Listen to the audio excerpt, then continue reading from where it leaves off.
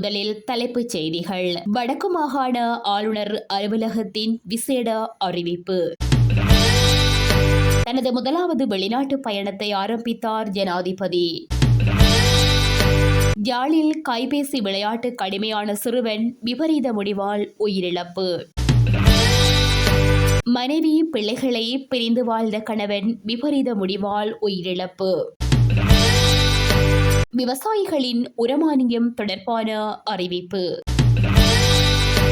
வடக்கு மாகாண ஆளுநர் அலுவலகத்தின் பொதுமக்கள் தினமாக எதிர்வரும் திங்கட்கிழமை 7ஆம் திகதி அறிவிக்கப்பட்டுள்ளது. ஆளுநருடன் பொதுமக்கள் தங்களுடைய பிரச்சினைகளை நேரடியாக அலுவலக நேரங்களில் கலந்துரையாடுவதற்காக ஏற்கனவே பொதுமக்கள் தினமாக புதன்கிழமை இருந்தது. இந்நிலையில் மக்கள் சந்திப்பு புதன்கிழமைக்கு பதிலாக திங்கட்கிழமையினை பொதுமக்கள் தினமாக மாற்றப்பட்டுள்ளதாக வடமாகாண ஆளுநர் செயலகத்தினால் பொதுமக்களுக்கு அறிவித்தல் வழங்கப்பட்டுள்ளது. இந்திய வெளிவிவகார அமைச்சர் கலாநிதி எஸ். ஜெயசங்கர் இன்று நாட்டிற்கு வருகை தரவுள்ள நிலையில் ஜனாதிபதி அனுரகுமார இந்தியாவிற்கு செல்லலாம் என தகவல் வெளியாகியுள்ளது. அதன்படி இந்திய வெளிவிவகார அமைச்சர் அழைப்பை ஏற்று ஜனாதிபதி அனுரகுமார திசாநாயக்க தனது உத்தியோகபூர்வ முதலாவது வெளிநாட்டு பயணத்தை புதுடில்லிக்கு மேற்கொள்வார் என தகவல் வெளியாகியுள்ளது. அங்கு ஜனாதிபதி அனுர இந்திய பிரதமர் நரேந்திர மோடியுடன் கலந்துரையாட உள்ளதாக தெரிவிக்கப்படுகின்றது. யாழில் கைபேசி விளையாட்டு கடுமையாகிய சிறுவன் ஒருவன் இன்றைய தினம் தவறான முடிவெடுத்து உயிரை மாய்த்துள்ளான். யாழ்ப்பாணம் பெரியகுளம் மகா வித்தியாலயத்தில் தரம் 11இல் கல்வி கற்கும் லோட்டஸ் வீதி வண்ணார்பண்ணை யாழ்ப்பாணம் பகுதியைச் சேர்ந்த தவசுதன் சாருஜன் என்கின்ற 15 வயது மாணவனே இவ்வாறு உயிரிழந்துள்ளான். குறித்த மாணவன் கைபேசி கேமிற்கு அடிமையாகிய நிலையில் கடந்த 3 மாதங்களாக பாடசாலைக்கும் செல்லவில்லை.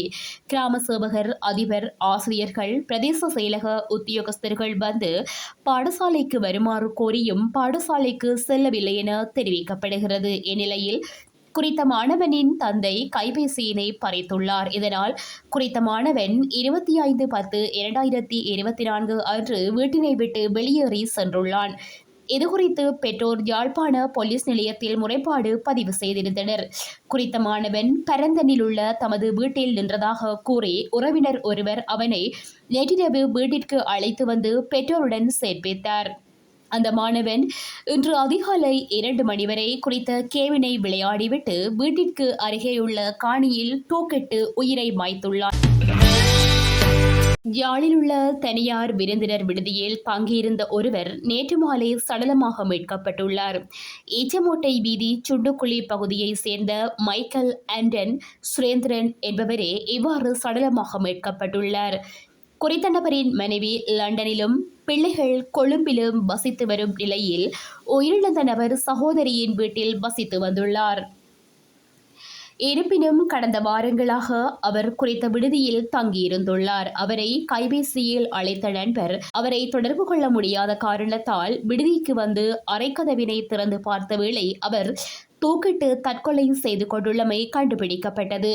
இதனையடுத்து முன்னெடுக்கப்பட்ட விசாரணையில் அவர் 2 தினங்களுக்கு முன்னர் உயிரிழந்திருக்கலாம் என சந்தேகிக்கப்படுகிறது.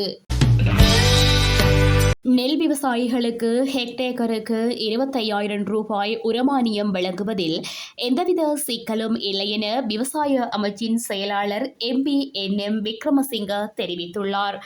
ஜனாதிபதி அனுரகுமார திசாநாயக்க மற்றும் உயர் அதிகாரிகளுக்கிடையில் நேற்றைய தினம் விவசாய அமைச்சில் இடம்பெற்ற கலந்துரையாடலின் போதே இந்த விடயம் தெளிவுபடுத்தப்பட்டுள்ளது. அத்துடன் உரங்களை கொள்வனவு செய்யும் போது QR குறியீட்டு முறையை தயார் செய்யுமாறு விவசாயிகளுக்கு ஜனாதிபதி ஆலோசனை வழங்கினார் எனவும் MP.NM விக்ரமசிங்க தெரிவித்துள்ளார். இத்துடன் செய்திகள் நிறைவடைகின்றன. மேலதிக செய்திகளை www.todayjefna.com என்ற இணையதளத்தில் பார்வையிடலாம்.